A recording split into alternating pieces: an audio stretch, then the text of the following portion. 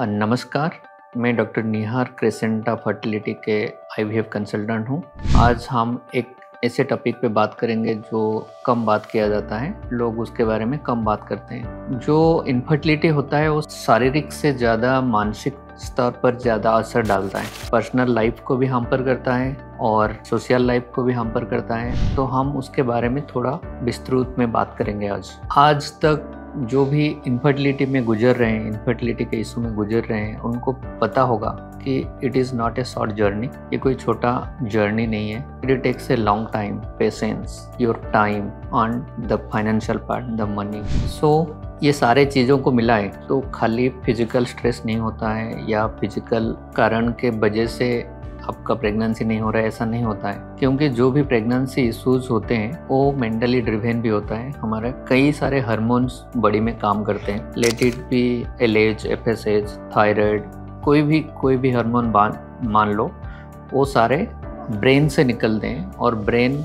जो कंट्रोल होता है वो इमोशनल लेवल पे भी कंट्रोल होता है। सो अल्टीमेटली मान लीजिए कि आपका हार्मोनल इम्बैलेंस हुआ और प्रेगनेंसी नहीं आ रहा है कि हार्मोनल इम्बैलेंस के वजह से it can affect other way around, कि आपके प्रेगनेंसी नहीं आ रहा है, स्ट्रेस हो रहा है तो हार्मोन इम्बैलेंस हो रहा है तो अगेन प्रेगनेंसी पे असर पड़ रहा है कि आप कंसीव नहीं कर पा रहे हो क्योंकि हार्मोनल इम्बैलेंस हो रहा है। तो ये सारे इंटरमिक्स्ड हैं। ये सबको मिलाया जाए तो ये क्लियर हो जाएगा कि आपका मेंटल कामनेस, मेंटल पीस कहीं ना कहीं आपको हेल्प आउट करेगा आपका प्रेगनेंसी या कंसीव करने में, या आपके स्ट्रेस लेवल को कम करने में, या एंजाइटी को कम करने में, या डिप्रेशन को कम करने में, या सोशल लाइफ को बेटर करने में। सो होता क्या है, जब कोई भी कपल कंसीव नहीं कर पाते हैं, 1 साल में हो, 2 साल में हो, इट्स ओके।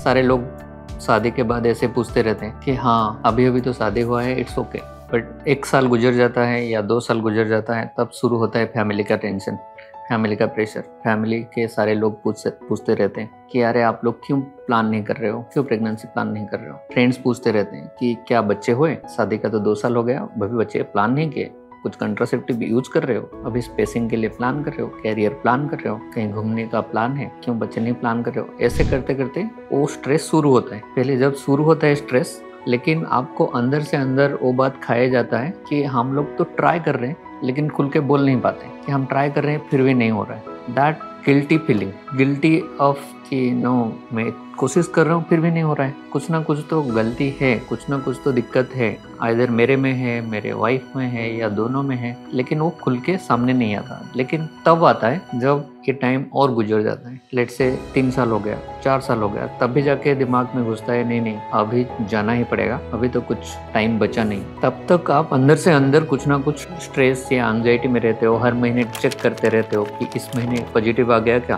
इस महीने प्रेगनेंसी किट में 2 पिंक लाइन्स आए क्या, इस महीने पीरियड मिस हुआ क्या। तो ये सारे स्ट्रेस आपको अंदर से अंदर खाए जाते हैं। फिर 3-4 साल के बाद जब आप कंसल्टेंट के पास जाते हो तो वहाँ पे भी आपको कहीं ना कहीं कुछ इन्वेस्टिगेशन करना पड़ता है। फिर इन्वेस्टिगेशन में आपका एंजाइटी फिर बढ़ता है कि मेरे में कुछ गलती आ गया तो मेरे पार्टनर क्या सोचेगी, मेरे पार्टनर के पास कुछ गलती आ गया तो हाउ टू हैंडल दैट। तो कहीं ना कहीं ये स्टेप बाय स्टेप आपके ऊपर प्रेशर, एंजाइटी ये बढ़ते बढ़ते फिर कोई कपल डिप्रेशन में चले जाते हैं, छोड़ ही देते हैं कि नहीं अभी जो होना है होने दो, लेट्स सी, अभी और भागा दौड़ नहीं कर पाएंगे। ये थोड़ा लंबा चलता है। और प्रेगनेंसी जैसे कि मैं एक फैक्ट बताऊं, 1 महीने में या 1 साइकिल में अगर नॉर्मल सारी चीज़ नॉर्मल हो तो कंसीव करने का चांस ओनली 25% होता है। सिमिलरली अगर कोई ओवुलेशन इंडक्शन या प्राइमरी स्टेप में कुछ ट्रीटमेंट चलता है इवैल्यूएशन के दौरान, तो उसमें भी 25 to 30% ही चांस रहता है। तो ऑब्वियसली सक्सेस और फेलियर के बीच एक बड़ा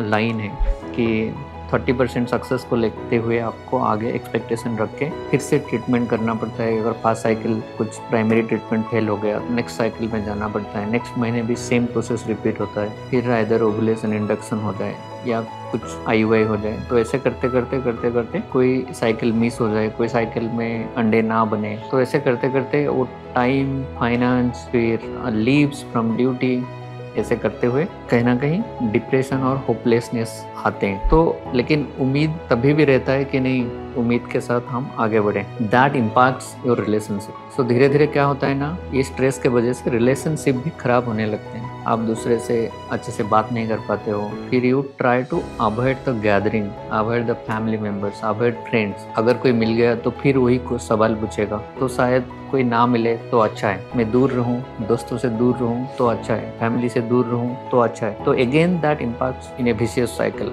अंदर से स्ट्रेस में हो, फिर ट्राई करते हो कि फ्रेंड्स को अवॉइड करें तो किसी से शेयर नहीं कर पाते हो अपना दुख, तो अगेन वो स्ट्रेस बढ़ता है। फिर फैमिली से शेयर नहीं कर पाते हो, फिर अगेन स्ट्रेस बढ़ता है, फाइनेंशियल स्ट्रेस बढ़ते जाता है, और धीरे धीरे ग्रेजुअली जब एज इंक्रीज होते जाता है तो चांसेस भी कम होने लगते हैं। एंड जैसे मैंने बताया, पहले से भी जैसे बताया, स्ट्रेस आपके हार्मोनल लेवल को भी इम्पैक्ट करता है। तो ये कहीं ना कहीं एक दूसरे को नेगेटिव इम्पैक्ट देते जाते हैं। तो इसीलिए आपके मेंटल स्ट्रेस को कम करने का तरीका ढूंढना पड़ेगा। I will describe that again in another episode. Thank you.